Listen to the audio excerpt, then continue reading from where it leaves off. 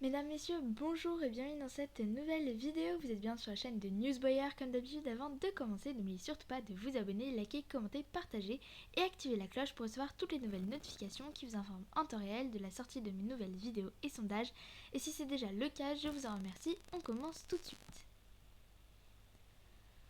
Aujourd'hui, j'analyse pour vous l'épreuve de la bascule Magyar qui était sur le fort de 1996 à 2000 ainsi qu'en 2010 pour une version en duel. Sur cette photo de 1996, nous pouvons y voir au premier plan une bascule en bois ainsi qu'un candidat monté dessus. Sur la droite, nous pouvons y voir des boulets ainsi que devant le candidat une grille permettant ainsi d'éviter que le candidat ne passe au-delà de cette limite. Et à l'arrière-plan, il y a un décor donc avec par exemple des barriques avec des logos de tête de mort et des petits trous pour les canons. En 2010, l'épreuve évolue complètement puisqu'il s'agit d'un duel. Pour ce faire, la grille est toujours présente ainsi que la même configuration, c'est-à-dire les boulets à côté des candidats ainsi que le canon au milieu. Au milieu de la pièce, nous voyons une tour, on va dire, à quatre faces avec des points blancs et des points noirs correspondant aux couleurs des équipes ainsi que des paniers sur les quatre faces de cette même structure. Je vous laisse tout de suite avec les règles du jeu. 3 barils de différentes tailles se trouvent au fond de la cellule. Pour obtenir la clé, le candidat va devoir faire entrer un boulet dans les 3 barils. Mais ceux-ci sont inaccessibles à cause d'une grille coupant la cellule en deux. Le candidat dispose pour cela d'une bascule Magyar encastrée dans la grille. Après avoir inséré un boulet dans celle-ci, il va devoir viser un des barils et sauter sur la bascule afin d'envoyer le boulet. Il est important de bien doser sa force pour ne pas envoyer le boulet ni trop loin, ni pas assez. L'épreuve est d'autant plus difficile que les boulets ne font pas tous les mêmes points. Et il les faut les 3, hein? Il faut 3. Je mène. Voilà, ça y est. Ouais, moitié du temps, Jo. Hein? Wow, pas loin là, hein?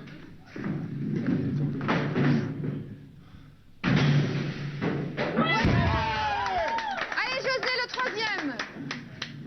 Super. Respire. La clé. Voilà maintenant place à la version de 2010. Après 10 ans d'absence, la bascule Magyar revient dans une nouvelle version où 2 candidats de chaque équipe sont invités à y participer.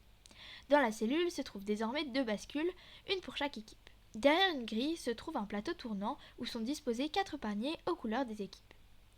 Un candidat va alors mettre un boulet dans la bascule tandis que l'autre aura pour mission de sauter sur cette bascule afin d'envoyer au bon moment le boulet dans l'un des 2 paniers de leur couleur. S'il envoie dans l'un panier de l'équipe adverse, le point lui est comptabilisé. La première équipe qui comptabilise 2 points remporte le duel. Petite précision pour ceux qui ne savent pas, en 2010, c'est 2 équipes qui venaient s'affronter sur le fort et non pas une. Allez,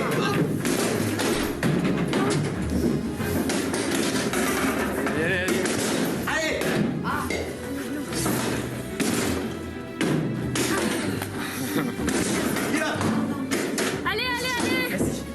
Vas-y, vite. Allez, allez, allez, allez.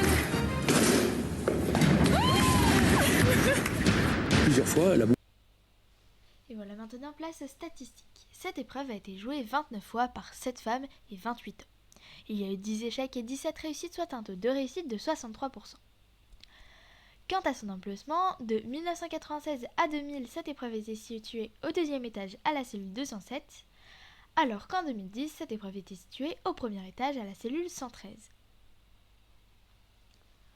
Quant à moi, je dois déjà vous laisser, mais je vous retrouve très prochainement, mercredi 9 octobre 2024 à 18h précisément pour une nouvelle épreuve, et épreuve culte, l'épreuve du basket. Et bien évidemment, je vous aurai mis en bonus l'épreuve de Thierry. Pour ceux qui ne savent pas, je vous invite vivement à aller voir cette vidéo. C'est vraiment une séquence culte de Fort Boyard. En tout cas, j'espère vraiment que cette vidéo vous aura plu. Si c'est le cas, n'oubliez surtout pas de vous abonner, liker, commenter, partager et activer la cloche pour recevoir toutes mes nouvelles notifications qui vous informent en temps réel de la sortie de mes nouvelles vidéos. Quant à moi, je vous dis à la prochaine. Salut!